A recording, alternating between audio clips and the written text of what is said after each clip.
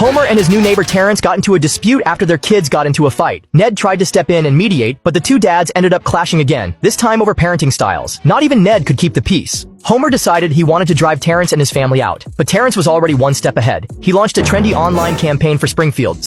Suddenly, tourists flooded in. Buildings and shops got remodeled, and Springfield started to feel like a completely different place. Even the school hired a band as the new music teachers, and they were singing songs about murderers. Furious, Homer headed to Moe's for a drink, only to find it packed with tourists too. Even Moe couldn't understand why they liked it there. They didn't even leave the rats alone. Homer had no choice but to go home. He and Marge both worried about how Springfield had changed. They felt like they were the ones who turned their hometown into a nightmare. Now, they were even scared to walk down the street. Meanwhile, Bart had patched things up with Rex, Terrence's kid. They both hated what Springfield had become. Rex ditched the fertilizer he was supposed to be mixing and ran off to play with Bart. But the fertilizer sparked and caught a toy on fire, and it looked bad. At the town center party, Homer found Terrence and his wife, and the families decided to make peace. But just then, the smell of something burning filled the air. Homer and Terrence rushed back and found their place engulfed in flames. Homer tried to put it out, but there was no water. Marge called the fire department, but it was no use. Homer blamed the fire on Terrence's cool lifestyle. Then Marge suggested they use baby formula to put it out. So Homer and Terrence teamed up and tossed powdered formula into the flames. It actually worked and put the fire out.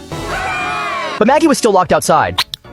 Everyone chipped in to clean up the mess, and Homer made up with Terrence for good. Rex, meanwhile, was still just excited. Then Lisa chimed in. Springfield wasn't the coolest town anymore. Everyone had started leaving, and now, she wanted to leave too.